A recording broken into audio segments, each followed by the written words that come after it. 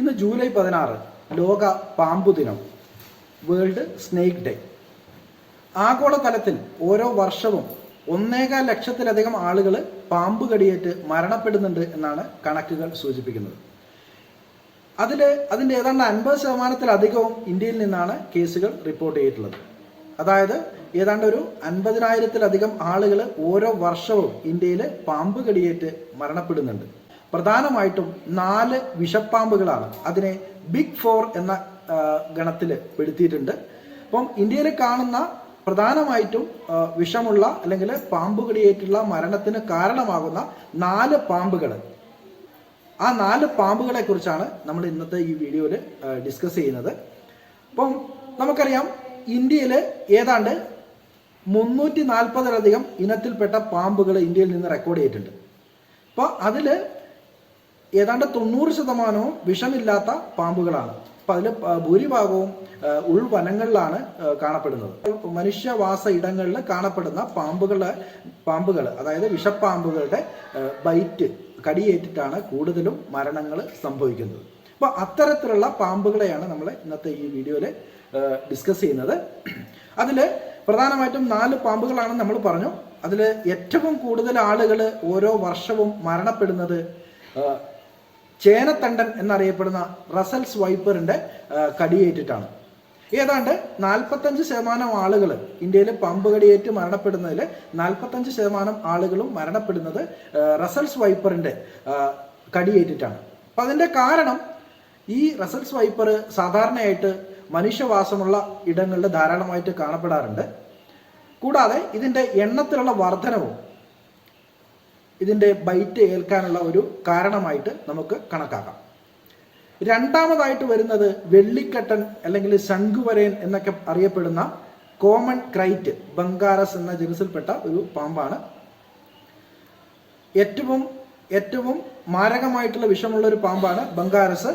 പക്ഷേ അതിൻ്റെ ഒരു ബൈറ്റിൽ ഇഞ്ചക്ട് ചെയ്യുന്ന വിഷത്തിൻ്റെ അളവ് വളരെ കുറവായതിനാലാണ് കോബ്രയുടെ വിഷത്തിനേക്കാളും വീര്യം കൂടിയ വിഷമാണ് ഈ ക്രൈറ്റിൻ്റെ വിഷം. പക്ഷേ ഈ ക്രൈറ്റിൻ്റെ വിഷം കോബ്ര ഒറ്റ സ്പിറ്റിൽ ഏതാണ്ട് 250 mg വരെ വിഷം ഇഞ്ചക്ട് ചെയ്യുന്നുണ്ട്. പക്ഷെ ഇത് ഏതാണ്ട് 40 mg അല്ലെങ്കിൽ 30 mg അത്രയൊക്കെ വിഷം മാത്രമേ ഇഞ്ചക്ട് ചെയ്യുന്നുള്ളൂ ഒരു ബൈറ്റിൽ. അതുകൊണ്ടാണ് അത് അത്രയും ഭീകരമായിട്ട് ഇല്ലാത്തത്.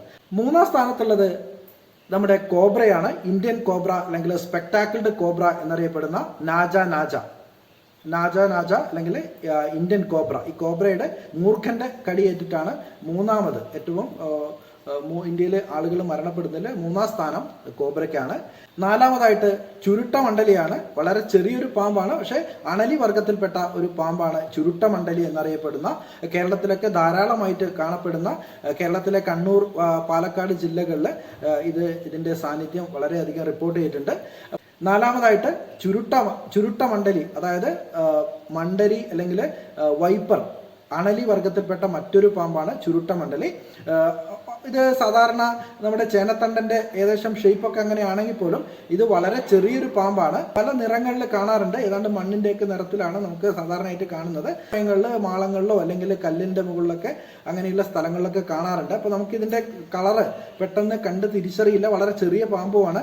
അതുകൊണ്ടാണ് ഇതിൻ്റെ കടി ഏൽക്കാനുള്ള സാധ്യത വളരെ കൂടുതലാണെന്ന് പറയാനുള്ള കാരണം. അപ്പോൾ ഈ 4 പാമ്പുകളെ കുറിച്ചിട്ടാണ് നമ്മൾ ഇന്ന് ഡീറ്റെയിൽ ആയിട്ട് ഡിസ്കസ് ചെയ്യുന്നത്.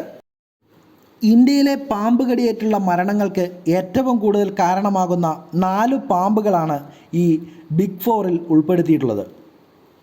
ഇന്ത്യയിൽ ഏതാണ്ട് 350-ലധികം സ്പീഷീസ് പാമ്പുകളുണ്ടെന്നാണ് പഠനങ്ങൾ സൂചിപ്പിക്കുന്നത്. എന്നാൽ അതിൽ ഏതാണ്ട് 60 സ്പീഷീസോളം പാമ്പുകൾക്ക് മാത്രമേ മനുഷ്യന് മാരകമാകുന്ന രീതിയിലുള്ള വിഷം ഉള്ളൂ എന്നാണ് പഠനങ്ങൾ തെളിയിക്കുന്നത്. ഇവയിൽ തന്നെ പലതും മനുഷ്യവാസ മേഖലകളിൽ കുറവാണ്. അതുകൊണ്ട് തന്നെ അവയുടെ കടിയേറ്റ സംഭവങ്ങളും അല്ലെങ്കിൽ അത്തരത്തിലുള്ള മരണങ്ങളൊന്നും റിപ്പോർട്ട് ചെയ്തിട്ടില്ല. പാമ്പ് കടിയേറ്റുള്ള മരണം അതിൻ്റെ ഒരു കണക്കുകൾ സൂചിപ്പിച്ച് നമ്മൾ നോക്കിക്കഴിഞ്ഞാൽ പാമ്പ് കടിയേറ്റ് മരണത്തിൽ ഏറ്റവും കൂടുതൽ അണലിയുടെ കടിയേറ്റിട്ടുള്ള മരണമാണ്. പിന്നീട് വരുന്നത് നമ്മുടെ ക്രൈറ്റ് ബംഗാരസ് എന്ന് പറയുന്ന ക്രൈറ്റിൻ്റെ വിഷബാധയാണ്.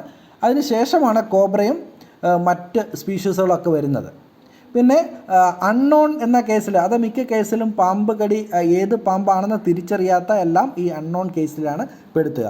അതിൽ ചിലപ്പോൾ ഈ പറയുന്ന വൈപ്പറോ അല്ലെങ്കിൽ ക്രൈറ്റോ കോബ്രയോ ഒക്കെ ആവാം. സ്നേക്ക് വെനം നോക്കിക്കഴിഞ്ഞാൽ 2 തരത്തിലുള്ള വെനമാണ് നമുക്ക്, അതായത് നമ്മുടെ ശരീരത്തിൽ അതിൻ്റെ ആക്ഷൻ അനുസരിച്ചിട്ട് 2 തരത്തിലാണ് വെനത്തെ നമുക്ക് കാറ്റഗറൈസ് ചെയ്യാൻ പറ്റുക. ഒന്ന് ന്യൂറോടോക്സിക് ആണ്, മറ്റേത് ഹീമോടോക്സിക് ആണ്. അപ്പം ന്യൂറോടോക്സിക് ആ വേർഡ് കേട്ട് കഴിയുമ്പോൾ തന്നെ നമുക്കറിയാം ന്യൂറോടോക്സിക് എന്ന് പറഞ്ഞാൽ അത് നമ്മുടെ നാഡീവ്യൂഹത്തിനെയാണ് ആ വിഷബാധ ഫസ്റ്റിൽ ഏൽക്കുക. അതായത് നമ്മുടെ ബ്രെയിൻ അതുപോലെ സെൻട്രൽ നെർവസ് സിസ്റ്റത്തിനെ ബാധിക്കുന്നതാണ്.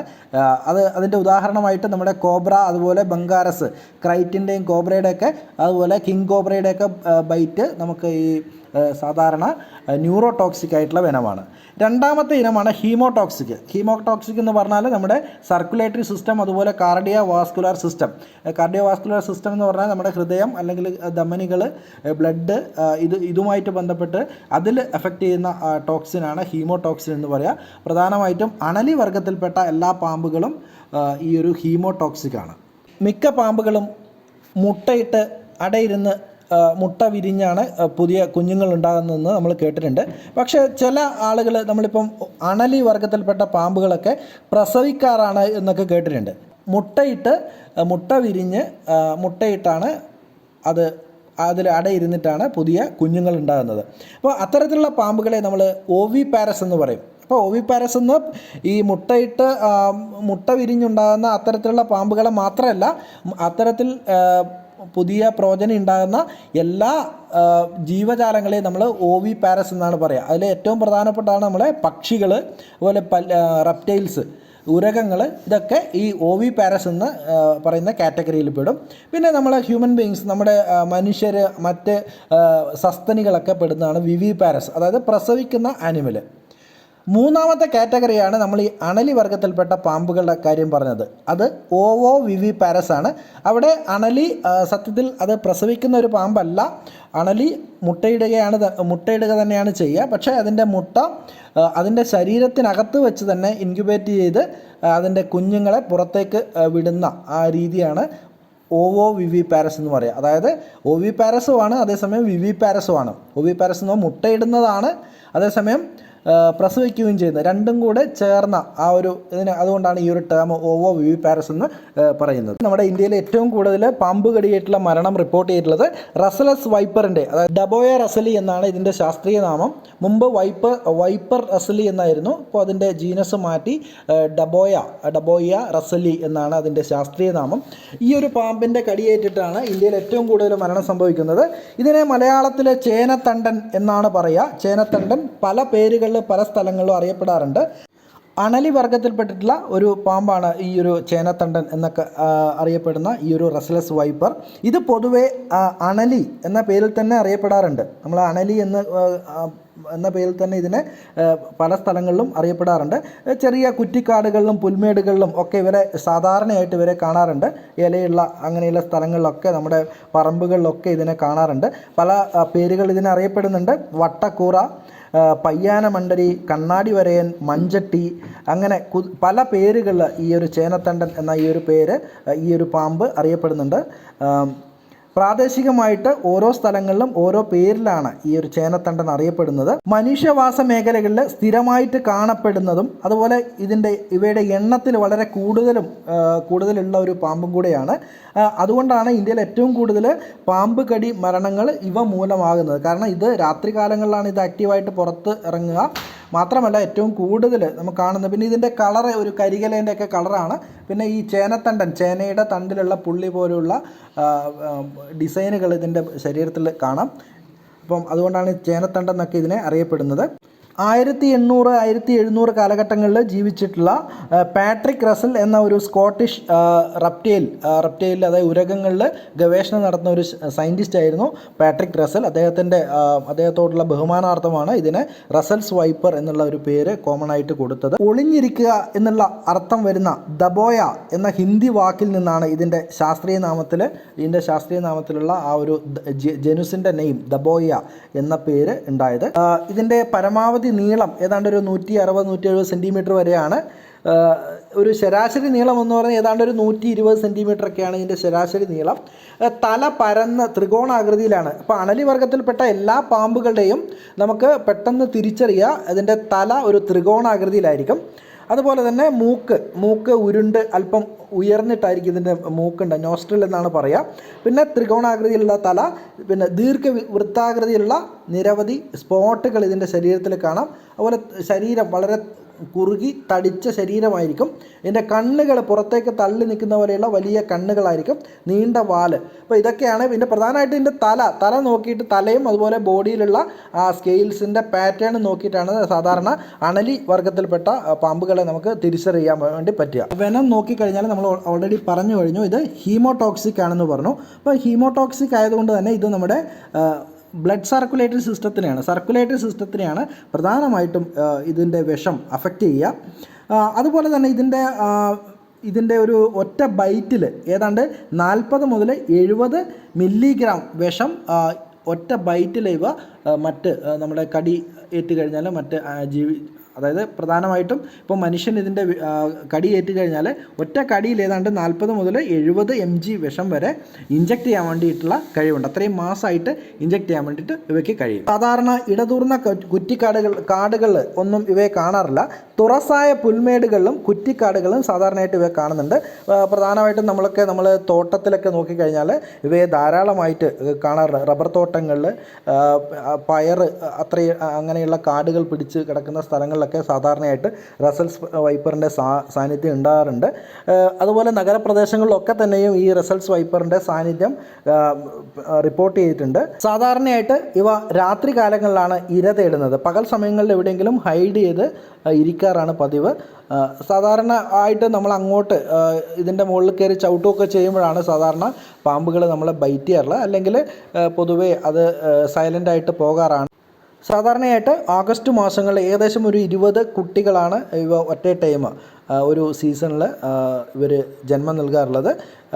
ഇവ വളരെ ചെറുപ്പകാലം മുതൽ തന്നെ വളരെ അതായത് മുട്ട വിരിഞ്ഞുണ്ടാകുന്ന കുട്ടികൾ, ചെറിയ പാമ്പും കുഞ്ഞുങ്ങൾ അവർ ഇര തേടാനും അതുപോലെ തന്നെ അവയുടെ ബൈറ്റ് നമ്മൾ ഏൽക്കുകയാണെങ്കിൽ മരണത്തിലേക്കൊക്കെ ലീഡ് ചെയ്യാം എന്നാണ് പല പഠനങ്ങളും തെളിയിച്ചിട്ടുള്ളത്. കൂടാതെ കുഞ്ഞുങ്ങൾ, അതായത് സാധാരണയായിട്ട് ഇവ മുട്ട ഇതിൻ്റെ ഉദരത്തിലാണ് ഉണ്ടാകുക. അവിടെയാണ് ഇത് ഇൻക്യുബേറ്റ് ചെയ്യുക. എന്നിട്ട് അതിനുശേഷം മുട്ട ഈ പാമ്പിൻ്റെ ഉദരത്തിൽ നിന്ന് തന്നെ മുട്ട വിരിഞ്ഞ് പാമ്പും കുട്ടികൾ പുറത്തേക്ക് വരുന്ന രീതിയാണ്. അതുകൊണ്ട് തന്നെ ഇതിനെ പ്രസവിക്കുന്ന പാമ്പ് എന്ന് പറയാറുണ്ട്. ഇവയുടെ ആഹാര രീതി പരിശോധിച്ച് കഴിഞ്ഞാൽ സാധാരണയായിട്ട് എലികളെയാണ് ഇവ ഭക്ഷിക്കാറുള്ളത്. അതുപോലെ തന്നെ അണ്ണാൻ, ഞണ്ട്, തേള്, പക്ഷികൾ, ഇത്തരത്തിലുള്ള ചെറിയ ജീവികളൊക്കെയാണ് ഇത് സാധാരണയായിട്ട് ആഹാരമാക്കാറുള്ളത്. ചില സമയങ്ങളിൽ ചില മറ്റു പാമ്പുകളെയൊക്കെ ഇവ ആഹാരമാക്കാറുണ്ട്. രണ്ടാമത്തെ പാമ്പാണ് കോമൺ ക്രൈറ്റ്. സാധാരണയായിട്ട് മനുഷ്യവാസമുള്ള പ്രദേശങ്ങളിലൊക്കെ കാണാറുണ്ട്. തണുപ്പുള്ള പ്രദേശങ്ങളിലാണ് സാധാരണയായിട്ട് ഇവയെ കാണാറുള്ളത്. അതായത് പ്രധാനമായിട്ടും നമ്മൾ ഈ മണ്ണൊക്കെ മാറ്റിയ സ്ഥലങ്ങളിൽ ഉണ്ടാകുന്ന ചെറിയ ഹോളുകളൊക്കെ ഇവ ഉണ്ടാകാറുണ്ട്. വെള്ളിക്കട്ടൻ, അതാണ് കോമൺ ക്രൈറ്റ് എന്നറിയപ്പെടുന്ന ഈ ഒരു പാമ്പ്. ഏറ്റവും കൂടുതൽ മാരകമായിട്ടുള്ള വിഷമുള്ളൊരു പാമ്പാണ്. പക്ഷേ ഇത് ഒരു ബൈറ്റിൽ ഇഞ്ചക്ട് ചെയ്യുന്ന വെനത്തിൻ്റെ അളവ് കുറവായതിനാലാണ് ഇതിനെ അത്രയും ഭീകരമായിട്ട് നമുക്ക് തോന്നിക്കാത്തത്. ചെറിയൊരു പാമ്പാണ് വെള്ളിക്കട്ടൻ എന്നറിയപ്പെടുന്ന. ഇതിനെ പല പേരുകളിൽ ഇതിനെ അറിയപ്പെടാറുണ്ട്. ഇന്ത്യയിൽ നിരവധി സ്ഥലങ്ങളിൽ ഈ പാമ്പിനെ റിപ്പോർട്ട് ചെയ്തിട്ടുണ്ട്. അതുപോലെ ബംഗ്ലാദേശ് പോലുള്ള സ്ഥലങ്ങളിലൊക്കെ ഈ പാമ്പ് കോമൺ ആയിട്ട് കാണപ്പെടുന്ന ഒരു പാമ്പാണ്. വെള്ളിക്കട്ടൻ, ശംഖുവരയൻ, മോതിരവളയൻ, എട്ടടി വീരൻ, വളവളപ്പൻ, വളയിപ്പാൻ, അങ്ങനെ പല ഏരിയയിലും ഇതിനെ പല പേരിൽ അറിയപ്പെടുന്നു. ശരാശരി വലിപ്പം ഏതാണ്ട് 3 അടിയാണ്. പരമാവധി 5 അടി വരെയൊക്കെ വലിപ്പമുള്ള പാമ്പുകളെ ലഭിച്ചതായിട്ട് റിപ്പോർട്ടുകൾ സൂചിപ്പിക്കുന്നുണ്ട്. ഏതാണ്ട് ഇതിൻ്റെ നല്ലൊരു എണ്ണക്കറുപ്പ് നിറമുള്ള ഒരു ശരീരമാണ്. ശരീരത്തിൽ ആകമാനം വെള്ള നിറത്തിലുള്ള ഇരട്ട വരകൾ കാണാം. രണ്ട് വരകൾ അടുപ്പിച്ചടുപ്പിച്ച് ഇരട്ട വരകൾ ശരീരത്തിൽ ആകമാനം കാണാൻ വേണ്ടി പറ്റും. അതുപോലെ തന്നെ ശരീരത്തിൻ്റെ തുടക്കത്തിൽ, അതായത് തലയോട് ചേർന്നിട്ടുള്ള ഭാഗങ്ങളിൽ വരകൾ അത്ര ക്ലിയർ ആയിട്ട് കാണാറില്ല. വളരെ മങ്ങിയ നിറത്തിലായിരിക്കും ഇവയെ കാണാറുള്ളത്. നട്ടെല്ലിന് മുകളിലൂടെ ഷഡ്ഭുജാകൃതിയുള്ള ശൽക്കങ്ങൾ എന്ന് പറഞ്ഞാൽ സ്കെയിൽസ് ആണ്, ഇതിൻ്റെ ശരീരത്തിലുള്ള സ്കെയിൽസ് ആണ്. അപ്പോൾ ഈ ഒരു ഷഡ്ഭുജാകൃതിയുള്ള സ്കെയിൽസ് നട്ടെല്ലിൻ്റെ മുകളിലൂടെ വാലറ്റം വരെ കാണാൻ വേണ്ടി പറ്റും. അങ്ങനെ അത് ഇതിനെ ഐഡൻറ്റിഫൈ ചെയ്യാനുള്ള ഒരു ക്യാരക്ടറാണ്. കൂടാതെ ഇതിൻ്റെ തല ഏതാണ്ട് ശരീരവും തലയും തമ്മിൽ വലിയ വലുപ്പ വ്യത്യാസമൊന്നും ഉണ്ടാകാറില്ല. ഏതാണ്ട് ശരീരത്തിൻ്റെ അതേ വീതിയിലാണ്. ഇപ്പോൾ നമ്മൾ വൈപ്പറൊക്കെ പറഞ്ഞു ത്രികോണാകൃതിയിലുള്ള തലയാണ്, അത് ശരീരത്തിനേക്കാൾ അല്പം പുറത്തോട്ട് തള്ളി നിൽക്കുന്ന രീതിയിലുള്ള തലയാണ് വൈപ്പറിൻ്റേത്. അതേസമയം ഇതിൻ്റെ തല ഇപ്പം ഇതിൻ്റെ ബോഡിയുടെ ആദ്യ ഭാഗം, അതായത് ആൻറ്റീരിയർ ഭാഗം അതോട് ചേർന്ന് നിൽക്കുന്ന രീതിയിലാണ് തല, അല്ലാണ്ട് ഒരു സെപ്പറേറ്റ് തലയായിട്ട് നമുക്ക് അങ്ങനെ ഫീൽ ചെയ്യില്ല. ഒരുവിധ എല്ലാ ആവാസ വ്യവസ്ഥയിലും ഈ ഒരു പാമ്പ് വ്യാപകമായിട്ട് കാണപ്പെടുന്നുണ്ട്. പ്രധാനമായിട്ടും ഇത് രാത്രി കാലങ്ങളിലാണ് ഇവയുടെ ഇരതേടൽ. എൻ്റെ അമ്മമ്മ ഗ്രാൻഡ് മദറിനെയൊക്കെ ഇത് 1-2 പ്രാവശ്യം ഇത് കടിയേറ്റിട്ടുണ്ട്. കാരണം ഇത് രാത്രി കാലങ്ങളിലാണ് ഈ ഒരു പാമ്പ്, പ്രത്യേകിച്ചും മഴക്കാലങ്ങളിൽ രാത്രി കാലങ്ങളിൽ ഈ ഇര തേടി പുറത്ത് ഇറങ്ങാറുണ്ട്. അപ്പോൾ ആ സമയത്ത് നമ്മൾ പുറത്തേക്ക് ഇപ്പം ടോർച്ചുകളൊന്നും ഉപയോഗിക്കാതെ പുറത്തേക്ക് ഇറങ്ങി നടക്കുമ്പോഴൊക്കെ ഇതിൻ്റെ കടി പലപ്പോഴും ഏൽക്കാറുണ്ട്. പക്ഷേ മിക്കപ്പോഴും ഇതിൻ്റെ ഇഞ്ചെക്ട് ചെയ്യുന്ന വെനത്തിൻ്റെ അളവ് കുറവാകുന്നതുകൊണ്ടാണ് ആളുകൾ രക്ഷപ്പെട്ടു പോകുന്നത്. പക്ഷേ വിഷം ഭയങ്കര മാരകമായിട്ടുള്ള വിഷമാണ്. മറ്റു പാമ്പുകളെ ആഹാരമാക്കുന്ന ഒരു പാമ്പാണ്. കൂടാതെ എലി, തവള, പിന്നെ ചെറിയ സസ്തനികൾ, അതുപോലെ ഓന്ത്, പല്ലി തുടങ്ങിയവയൊക്കെ ഇവ ആഹാരമാക്കാറുണ്ട്. ഇന്ത്യയിലെ ഏറ്റവും വിഷവീര്യമുള്ള ഒരു പാമ്പാണ് വെള്ളിക്കട്ടൻ. ഇതിൻ്റെ വിഷം നമ്മൾ മുമ്പ് പറഞ്ഞ പോലെ തന്നെ ന്യൂറോടോക്സിക് ആണ്, നാഡീവ്യൂഹത്തെയാണ് ഇത് ബാധിക്കാറുള്ളത്. ഇപ്പോൾ കടിയേറ്റ് കഴിഞ്ഞാൽ പെട്ടെന്ന് കാഴ്ച മങ്ങൽ, ഓർമ്മക്കുറവ്, അതുപോലെ ശരീരം മൊത്തം മരവിക്കുന്ന ഒരവസ്ഥ, ഛർദി, അങ്ങനെയുള്ള ബോധക്ഷയം ഈ ഒരു അവസ്ഥയിലേക്കാണ് ലീഡ് ചെയ്യുക. പെട്ടെന്ന് തന്നെ നമ്മൾ ആൻറ്റിവെനം ഇഞ്ചക്ട് ചെയ്തില്ലെങ്കിലാണ് പിന്നീട് അത് ഭയങ്കര കോംപ്ലിക്കേറ്റഡ് ആയിട്ടുള്ള ഒരു അവസ്ഥയിലേക്ക് പോവുക. പല്ല് വളരെ ചെറിയ പല്ലായതുകൊണ്ട് തന്നെ ഇവിടെ ബൈറ്റ് നമുക്ക് കടിയേറ്റിട്ടുണ്ടെങ്കിൽ നമ്മൾ പലപ്പോഴും അധികം വേദനയൊന്നും അനുഭവപ്പെടാറില്ല. അതുപോലെ തന്നെ ബൈറ്റിൻ്റെ ആ മാർക്കുകൾ ചിലപ്പോൾ അത്ര ക്ലിയർ ആയിട്ട് കാണാറൊന്നുമില്ല. പലപ്പോഴും രാത്രി കാലങ്ങളിൽ ഉറക്കത്തിൽ പാമ്പ് കടിയേറ്റ് നിരവധി ആളുകൾ ഈ ബംഗാരസിൻ്റെ അല്ലെങ്കിൽ നമ്മുടെ ക്രൈറ്റിൻ്റെ കടിയേറ്റ് മരണപ്പെട്ടതായിട്ട് റിപ്പോർട്ടുകൾ സൂചിപ്പിക്കുന്നു. ബംഗ്ലാദേശിൽ ഏതാണ്ട് 50% പാമ്പ് കടിയേറ്റ മരണങ്ങളും ഈ ക്രൈറ്റ് മൂലമാണെന്നാണ് റിപ്പോർട്ടുകൾ സൂചിപ്പിക്കുന്നത്. വെള്ളിവരയൻ പാമ്പ്, ശംഖുവരയൻ എന്ന് തെറ്റിദ്ധരിക്കുന്ന ഒരു വിഷമില്ലാത്തൊരു പാമ്പാണ് വെള്ളിവരയൻ, അല്ലെങ്കിൽ കോമൺ വൂൾഫ് സ്നേക്ക് എന്നറിയപ്പെടുന്നത്. ഏതാണ്ട് 3/4 മീറ്ററോളം നീളം വരുന്ന ഇവ ശംഖുവരയനെന്ന് തെറ്റിദ്ധരിച്ച് വ്യാപകമായിട്ട് കൊല്ലപ്പെടാറുണ്ട്. ആളുകൾ ശംഖുവരയനാണെന്ന് തെറ്റിദ്ധരിച്ചിട്ട് പലപ്പോഴും ഈ പാമ്പുകളെ കൊല്ലാറുണ്ട്. ഏതാണ്ട് തിളങ്ങുന്ന തവിട്ട് നിറമുള്ള ഒരു കളറാണ് ഇവയുടെ. പലപ്പോഴും ഈ ശംഖുവരയനെയും അതുപോലെ തന്നെ വെള്ളിവരയനെയും തമ്മിൽ തിരിച്ചറിയുക വളരെ പ്രയാസമാണ്. തിരിച്ചറിയാൻ വേണ്ടി വെള്ളിവരേൻ്റെ കളറ് ഒരു ബ്രൗൺ കളറായിരിക്കും, അതേസമയം ശംഖുവരേണ്ടത് നല്ല ബ്ലാക്ക് കളറാണ്. ചില സമയത്ത് ഇതിൻ്റെ മോൾട്ടിങ്ങിന് തൊട്ട് മുന്നോടിയായിട്ടുള്ള സമയത്ത് ഇതിൻ്റെ കളറ് കുറച്ച് ഡള്ളായിട്ടുള്ള ഒരു കളറായിരിക്കും. അതേപോലെ തന്നെ ശംഖുവരേൻ്റെ തലയുടെ കുറച്ച് ഭാഗങ്ങളിൽ അത്ര ക്ലിയർ ആയിട്ടുള്ള വരകൾ നമുക്ക് കാണാൻ വേണ്ടി കഴിയില്ല. അതേസമയം വെള്ളിവരേൻ്റെ അല്ലെങ്കിൽ നമ്മുടെ വെള്ളിവരയൻ പാമ്പ് അല്ലെങ്കിൽ വൂൾ സ്നേക്ക് ആണെങ്കിൽ അതിന് തലയുടെ ഭാഗത്തൊക്കെ നല്ല ക്ലിയർ ആയിട്ടുള്ള ഇതേപോലെയുള്ള വളയങ്ങൾ കാണാൻ വേണ്ടി പറ്റും.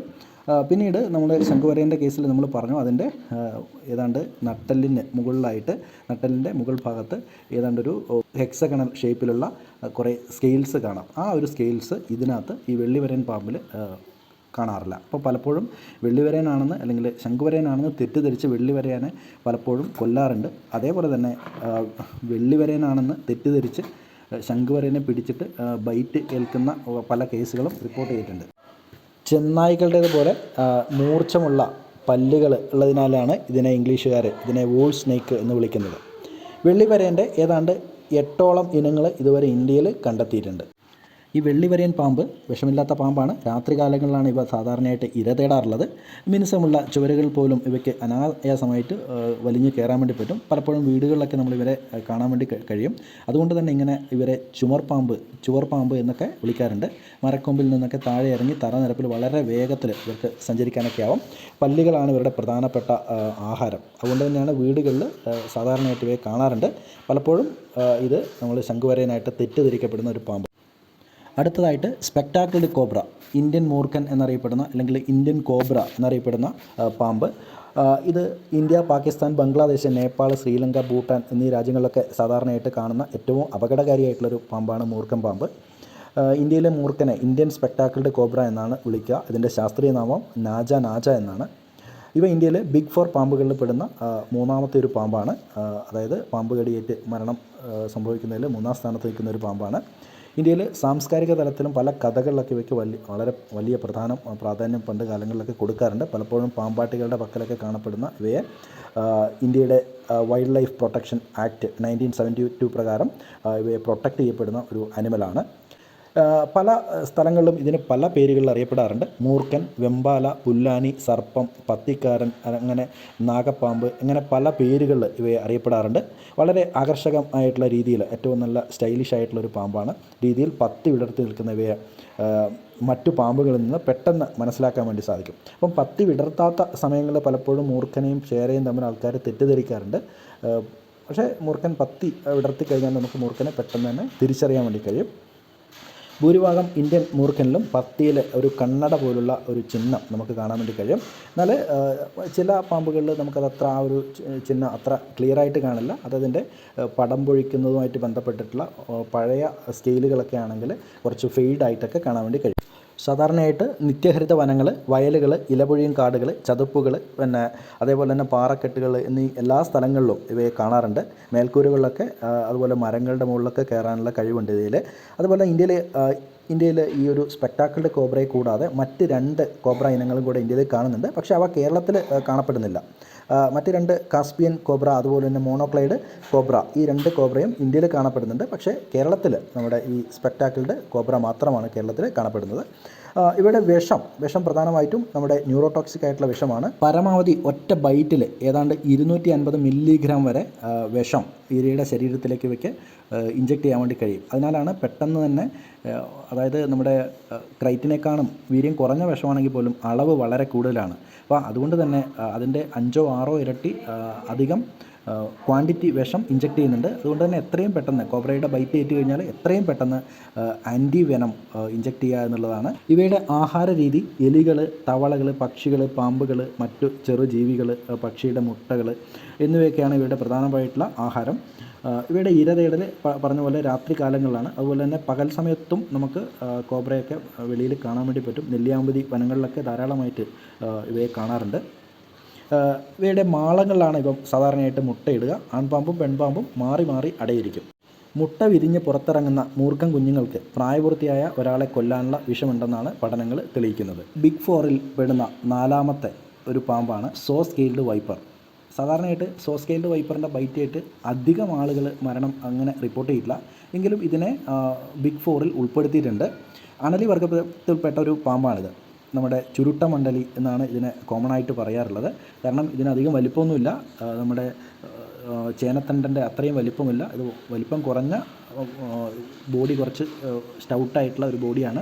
അതുപോലെ എല്ലാ അണലിപ്പാമ്പുകളെ പോലെ തന്നെയും ഇതിൻ്റെ തല ഏതാണ്ടൊരു ത്രികോണാകൃതിയുള്ള തലയാണ്. അതുപോലെ പുറത്തേക്ക് തള്ളി നിൽക്കുന്ന കണ്ണുകൾ പെട്ടെന്ന് ഇവയെ തിരിച്ചറിയാൻ വേണ്ടി കഴിയും. മൂർഖൻ്റെ വിഷത്തെക്കാളും ഏതാണ്ട് 5 ഇരട്ടി വീര്യമുള്ള വിഷമാണ് ഈ ഒരു സോ സ്കെയിൽഡ് വൈപ്പറിൻ്റെത്. ചുരുട്ടമണ്ഡലിയുടെ കടിയേറ്റാൽ വിഷം രക്തത്തെയാണ്, അതായത് നമ്മുടെ ഹീമോടോക്സിക് ആയിട്ടുള്ള വെനമാണ് ഇതിൻ്റെ. ഉത്തരേന്ത്യയിൽ ഇത്തരത്തിൽ ധാരാളം മരണങ്ങൾ ചുരുട്ടമണ്ഡലിയുടെ കടിയേറ്റിട്ട് ധാരാളം മരണങ്ങൾ റിപ്പോർട്ട് ചെയ്തിട്ടുണ്ട്. ശരാശരി 18 മില്ലിഗ്രാം വിഷം ഭാരമനുസരിച്ച് ഇവ ഉൽപ്പാദിപ്പിക്കാറുണ്ട്.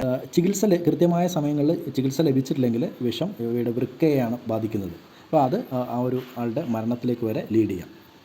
ഇതിൻ്റെ ഏതാണ്ട് ശരീരം ത്രികോണാകൃതിയിലാണ് ഇതിൻ്റെ തല. അതുപോലെ തന്നെ ത്രിശൂലത്തിൻ്റെ ആകൃതിയിലുള്ള തലയിലുള്ള ഒരു അടയാളം ഇതിനെ പെട്ടെന്ന് തന്നെ നമുക്ക് മനസ്സിലാക്കാൻ വേണ്ടി കഴിയും. പിന്നെ വാല് വളരെ കുറുകിയ വാലാണ്. അതേപോലെ വലിയ അധികം നീളമില്ല. ഏതാണ്ടൊരു ചുരുണ്ടാണ് ഇതിൻ്റെ മൂവ്മെൻറ്റ്. പെട്ടെന്ന് തന്നെ ജമ്പ് ചെയ്ത് 360 ഡിഗ്രിയിൽ ഇതിനെ ജമ്പ് ചെയ്തിട്ട് നമ്മളെ കടിക്കാനുള്ള ഒരു കഴിവുണ്ട്. നമ്മൾ വാലിലോ എവിടെയെങ്കിലും ചവിട്ടിനത് ചാടി കടിക്കുകയാണ് ചെയ്യുക. ചെങ്കൽ കുന്നുകളിലും തരിശു ഭൂമികളിലുമാണ് ഇവയെ പ്രധാനമായിട്ടും കാണുന്നത്. പാറക്കെട്ടുകൾക്കിടയിൽ വെയിൽ കായാനൊക്കെ കിടക്കുന്ന ശീലം ഇവയ്ക്കുണ്ട്. അതുകൊണ്ട് തന്നെ ഈ പാറയുടെ മുകളിലൊക്കെ നമ്മൾ ഈ ചുരുട്ടമണ്ഡലിയെ ധാരാളമായിട്ട് കാണാറുണ്ട്. എലി, ഓന്ത്, തവള, മറ്റ് ചെറു പ്രാണികൾ എന്നിവയാണ് ഇവയുടെ പ്രധാന ആഹാരം. കേരളത്തിലെ കണ്ണൂർ, പാലക്കാട് ജില്ലകളിൽ ഇവയെ ധാരാളമായിട്ട് കാണുന്നുണ്ട്. ഇതിൽ പൊതുവായിട്ട് നിങ്ങൾക്ക് എല്ലാവർക്കും ഉണ്ടാകുന്ന ഒരു സംശയമാണ് നമ്മുടെ രാജവംപാല എന്നറിയപ്പെടുന്ന കിങ് കോബ്ര എന്തുകൊണ്ട് ഈ ബിഗ് 4ൽ ഉൾപ്പെടുത്തിയിട്ടില്ല എന്നുള്ളത്. അതായത് നമ്മൾ ഈ ബിഗ് 4ൽ ഉൾപ്പെട്ട ഈ 4 പാമ്പുകൾ മൂലം, ഈ 4 പാമ്പുകളുടെ കടി ഏൽക്കുന്നത് മൂലമാണ് ഇന്ത്യയിൽ ഏറ്റവും കൂടുതൽ ആളുകൾ മരണപ്പെടുന്നത്. അതിൻ്റെ അടിസ്ഥാനത്തിലാണ് ഈ ബിഗ് 4 എന്ന കാറ്റഗറിയിൽ പെടുത്തിയിട്ടുള്ളത്. പക്ഷേ ഇതിനേക്കാളുമൊക്കെ ഏറ്റവും നീളം കൂടിയ അല്ലെങ്കിൽ ഏറ്റവും കൂടുതൽ വിഷമുള്ള ഒരു പാമ്പാണ് രാജവെമ്പാല. പക്ഷേ ഈ രാജവെമ്പാലയെ നമ്മൾ ഈ ഒരു കാറ്റഗറിയിൽ പെടുത്തിയിട്ടില്ല. കാരണം രാജവെമ്പാലയുടെ കടി ഏൽക്കാനുള്ള സാധ്യത വളരെ കുറവാണ്. കാരണം ഈ രാജവെമ്പാല ഉൾക്കാടുകളിലാണ് സാധാരണയായിട്ട് കാണപ്പെടുന്നത്. പക്ഷേ ഇപ്പോൾ പല സ്ഥലങ്ങളിലും മനുഷ്യവാസമുള്ള ഓടക്കാടുകളിലും ജലാശയങ്ങളുടെ ചുറ്റിലൊക്കെ ആയിട്ട് നമ്മൾ രാജവെമ്പാലയുടെ സാന്നിധ്യം പല സമയങ്ങളിലും നമ്മുടെ മലയോര പ്രദേശത്തൊക്കെ പലപ്പോഴായി രാജവെമ്പാലയുടെ സാന്നിധ്യം കണ്ടിട്ടുണ്ട്. പക്ഷെ ഇങ്ങനെ കണ്ടാൽ പോലും ഇത് വളരെ നീളം കൂടിയ വലിപ്പം കൂടിയ പാമ്പാണ്. അതുകൊണ്ട് തന്നെ പെട്ടെന്ന് ഈ ഒരു പാമ്പ് അതിനെ അങ്ങോട്ട് ഉപദ്രവിക്കുക മനുഷ്യനെ കണ്ടു കഴിഞ്ഞാൽ ഇത് ഒഴിഞ്ഞു മാറുന്ന ഒരു പതിവാണ്. അപ്പൊ അതുകൊണ്ട് തന്നെ സാധാരണയായിട്ട് രാജവെമ്പാലയുടെ ആക്രമണം സാധാരണയായിട്ട് നമുക്ക് ഏൽക്കാറില്ല. ഈ 4 പാമ്പുകളെ കുറിച്ച് നമ്മൾ കാര്യങ്ങളൊക്കെ മനസ്സിലാക്കി. ഇപ്പൊ നമ്മൾ ഈ പാമ്പുകൾ നമ്മുടെ പരിസരത്ത് പാമ്പുകളെ കണ്ടു കഴിഞ്ഞാൽ നമ്മൾ തല്ലിക്കൊല്ലുകയല്ല വേണ്ടത്. റെസ്ക്യൂ ഓപ്പറേറ്റേഴ്സ് ഉണ്ട്. അപ്പോൾ അവരെ കോൺടാക്ട് ചെയ്യുക. നമ്മുടെ വൈൽഡ് ലൈഫിന്റെ വെബ്സൈറ്റിൽ പോയി കഴിഞ്ഞാൽ അവരുടെ ഒരു ലിസ്റ്റ് ഉണ്ട്. അപ്പോൾ ഓരോ ജില്ലകളിലും അടിസ്ഥാനപ്പെടുത്തി ഓരോ ആളുകൾ ഉണ്ടാവും. അപ്പോൾ അവരെ കോൺടാക്ട് ചെയ്ത് കഴിഞ്ഞാൽ കൃത്യമായിട്ട് അവർ വന്ന് റെസ്ക്യൂ ചെയ്യും. ഇപ്പം കൂടുതൽ ആളുകളും ആ രീതിയിൽ തന്നെ മുന്നോട്ട് വന്നിട്ടുണ്ട്. ഇപ്പം പാമ്പുകൾ നമുക്ക് ഈ പാമ്പ് കടിയേറ്റ് നിരവധി ആളുകൾ മരണപ്പെടുന്നുണ്ടെങ്കിൽ പോലും പാമ്പുകൾ നമ്മളെ ശത്രുക്കളെന്ന് നമുക്ക് പറയാൻ കഴിയില്ല. അതിനെ നമുക്കൊരു മിത്രമായിട്ട് അല്ലെങ്കിൽ കർഷകന്റെ മിത്രമായിട്ടൊക്കെ നമുക്ക് നമ്മുടെ ചേര, ഇപ്പോൾ കേരളത്തിന്റെ പാമ്പ് എന്ന നിലയിൽ നമ്മൾ ചേരയെ ഉൾപ്പെടുത്തിയിട്ടുണ്ട്. കർഷകർക്ക് ഉപദ്രവകാരിയായിട്ടുള്ള നിരവധി റോഡൻസ്, എലികൾ, അത്തരത്തിൽപ്പെട്ട ജീവികളെയൊക്കെ പോപ്പുലേഷൻ നിയന്ത്രിക്കുന്നതിൽ വളരെ വലിയൊരു പങ്ക് വഹിക്കുന്നുണ്ട്. അപ്പം അതേപോലെ തന്നെ പാമ്പുകളെ നമ്മുടെ പരിസരത്ത് നിന്ന് അകറ്റാൻ വേണ്ടി നമ്മളെ പരിസരം വളരെ വൃത്തിയായി സൂക്ഷിക്കുക എന്നുള്ളതാണ് നമുക്ക് ചെയ്യാനുള്ളത്. അതേപോലെ തന്നെ പാമ്പ് കടി ഏൽക്കാതെ നമ്മൾ എങ്ങനെ രക്ഷ നേടാം എന്നുള്ളതാണ് ഏറ്റവും വലിയൊരു കാര്യം. അപ്പോൾ നമ്മൾ പാമ്പ് കടി ഏൽക്കാതിരിക്കാൻ വേണ്ടി നമ്മൾ പറമ്പുകളിലൊക്കെ പണിയെടുക്കുന്ന ആളുകൾ പരമാവധി ബൂട്ടുകൾ ഉപയോഗിക്കുക. കൃത്യമായിട്ട് നമ്മൾ പറമ്പുകളിൽ പണിയെടുക്കുമ്പോൾ കൃഷിപ്പണിയൊക്കെ ചെയ്യുന്ന സമയത്ത് ബൂട്ടുകൾ, അത്തരത്തിലുള്ള സേഫ്റ്റി എക്യുപ്മെന്റ്സ് നമ്മൾ ധരിക്കുക. അപ്പോൾ പരമാവധി നമ്മൾ പാമ്പ് കടിയിൽ നിന്ന് നമുക്ക് രക്ഷ നേടാൻ വേണ്ടി സാധിക്കും. പിന്നെ മിക്ക പാമ്പുകളും രാത്രി കാലങ്ങളിലാണ് ഇര തേടാൻ വേണ്ടി പുറത്തിറങ്ങാറുള്ളത്. അപ്പം പ്രധാനമായിട്ടും നമ്മുടെ ബംഗാരസ്, ക്രൈറ്റ് പോലെയുള്ള അതുപോലെ വൈപ്പർ, ഇത്തരത്തിലുള്ള പാമ്പുകൾ രാത്രി കാലങ്ങളിൽ ഇര തേടാൻ വേണ്ടി പുറത്തിറങ്ങാറുണ്ട്. അപ്പോൾ ആ സമയങ്ങളിൽ, രാത്രി സമയങ്ങളിൽ നമ്മൾ വെളിച്ചമില്ലാതെ യാത്ര ചെയ്യുന്നതൊക്കെ സമയത്ത് തോടിൻ്റെ സൈഡിലൂടെയൊക്കെ നടക്കുന്ന സമയത്താണ് സാധാരണയായിട്ട് പാമ്പ് കടി ഏൽക്കാറുള്ളത്. അപ്പോൾ നമ്മൾ പരമാവധി നല്ല ടോർച്ച് ലൈറ്റുകളൊക്കെ ഉപയോഗിക്കാം. പിന്നെ വീടിൻ്റെ പരിസരത്ത് പാമ്പുകൾ വരാതിരിക്കണമെങ്കിൽ, കാരണം പാമ്പുകളെ എപ്പോഴും എലികൾ കൂടുതലുണ്ടെങ്കിൽ എലി പാമ്പിൻ്റെ ഏറ്റവും പ്രധാനപ്പെട്ട ഒരു ഭക്ഷണമാണ്. അപ്പം അതുകൊണ്ട് തന്നെ എലികൾ നമ്മുടെ വീടിൻ്റെ പരിസരത്ത് വൃത്തിയില്ലാതെ ഇരുന്ന് കഴിഞ്ഞാൽ, വൃത്തികേടായിട്ട് നമ്മളെ വീടിൻ്റെ പരിസരം വെച്ച് കഴിഞ്ഞാൽ എപ്പോഴും പാമ്പുകൾ, അതായത് എലികൾ പെറ്റുവരികയും അതുപോലെ ആ എലിയെ കഴിക്കാനായിട്ട് പാമ്പുകൾ നിരവധിയായിട്ട് വരാറുണ്ട്. അപ്പം പാമ്പുകളെ അകറ്റി നിർത്താൻ വേണ്ടി നമ്മൾ വെളുത്തുള്ളി അങ്ങനെയുള്ള പ്രയോഗമൊന്നുമല്ല വേണ്ടത്. നമ്മൾ ചെയ്യേണ്ടത് നമ്മുടെ പരിസരം വളരെ വൃത്തിയായിട്ട് സൂക്ഷിക്കുക. അപ്പോൾ അത് തന്നെ ഒരു പാമ്പ്, ഇത്തരത്തിലുള്ള ഇഴജീവികളെ നമുക്ക് അകറ്റി നിർത്താൻ വേണ്ടി കഴിയും. മറ്റ് കാര്യങ്ങൾ നമ്മൾ ഈ പറഞ്ഞ പോലെ തന്നെ നമ്മൾ സേഫ്റ്റി മെഷേഴ്സ് യൂസ് ചെയ്യുക. അപ്പം ഈ രീതിയിലാണ് നമ്മൾ പാമ്പ് കടിയേൽക്കാതെ നമുക്ക് മുന്നോട്ട് പോകാൻ വേണ്ടി കഴിയുക. പാമ്പ് കടിയേറ്റ് കഴിഞ്ഞാൽ എത്രയും പെട്ടെന്ന് തന്നെ നമ്മുടെ സ്നേക്ക് ആൻറ്റി വെനം ലഭ്യമാകുന്ന ഹോസ്പിറ്റലുകൾ എത്രയും പെട്ടെന്ന് എത്തുക. അവിടെ നിന്ന് ആൻറ്റി വെനം ഇഞ്ചക്ട് ചെയ്ത് കഴിഞ്ഞാൽ നമുക്ക് രക്ഷ നേടാൻ വേണ്ടി കഴിയും. ഇപ്പോൾ പല ഗവൺമെൻറ് ആശുപത്രികളിലും ഇതുപോലെ സ്നേക്കിൻ്റെ ഓരോ പാമ്പിനും സ്പെസിഫിക് ആയിട്ടുള്ള ഈ ബിഗ് 4 പാമ്പുകൾക്ക് അടിസ്ഥാനമായിട്ട് അതിൻ്റെ വെനത്തിന് ആൻറ്റി വെനം നമുക്ക് ലഭ്യമാണ്. ആൻറ്റിവെനം ഇഞ്ചക്ട് ചെയ്ത് കഴിഞ്ഞാൽ നമുക്ക് ഇതിൽ നിന്ന് ഒരു പരിധി വരെ, അപ്പോൾ നമ്മൾ പാമ്പ് കടി ഏറ്റു കഴിഞ്ഞാൽ എത്രയും പെട്ടെന്ന് അധികം, അതായത് ഈ ഒരു കടിയേറ്റ ആളുകളെ പണ്ട് കാലത്തൊക്കെ നമ്മൾ പറയും കാല് മുറുകെ കെട്ടുക, അല്ലെങ്കിൽ അവിടെ മുറിച്ച് രക്തം കളയുക, അത്തരത്തിലുള്ള കാര്യങ്ങളൊന്നും നമ്മൾ ചെയ്യാതെ ഒരു ലൈറ്റായിട്ട് നമ്മൾ വേണമെങ്കിൽ മുറിവിൻ്റെ മുകളിൽ ഭാഗത്തൂടെ ലൈറ്റായിട്ടൊന്നൊരു ചെറിയ കെട്ട്, അതായത് രക്തത്തിൻ്റെ ഫ്ലോ ഒന്ന് കുറയ്ക്കാൻ വേണമെങ്കിൽ, എന്നിട്ട് ഈ പാമ്പ് കടിയേറ്റ ആളെ കിടക്കാനോ ഉറങ്ങാനോ ഒന്നും വിടരുത്. അവരെ ഇരുത്തി എത്രയും പെട്ടെന്ന് ഹോസ്പിറ്റലൈസ് ചെയ്യുക. ഈ കൃത്യമായിട്ട് പാമ്പിനെ ഐഡൻറ്റിഫൈ ചെയ്ത് കഴിഞ്ഞാൽ അത്രയും നല്ലത്. ഇപ്പോൾ പല ആളുകൾക്കും ഇപ്പം പാമ്പുകളെ വളരെ ഫെമിലിയർ ആയിട്ടുണ്ട്. അപ്പോൾ അതുകൊണ്ട് തന്നെ നമുക്ക് കൃത്യമായിട്ട് ഈ 4 പാമ്പുകളെങ്കിലും അറ്റ്ലീസ്റ്റ് തിരിച്ചറിയാൻ വേണ്ടി കഴിയുക. അപ്പോൾ അതിൽ ഈ 4 എണ്ണത്തിൽ നമുക്ക് കുറച്ചൊരു കോംപ്ലിക്കേഷൻ ആയിട്ട് തോന്നുന്നത് നമ്മുടെ ക്രൈറ്റിനെയാണ്, ബംഗാരസിനെയാണ്. അപ്പം ബംഗാരസും ഈ വൂൾ സ്നേക്ക് അല്ലെങ്കിൽ വാൾ സ്നേക്കുമായിട്ട് നമുക്ക് എപ്പോഴും ഒരു കൺഫ്യൂഷൻ ഉണ്ടാകാറുണ്ട്. അപ്പോൾ മറ്റൊരു വിശേഷവുമായിട്ട് വീണ്ടും കാണാം. എല്ലാവർക്കും നന്ദി.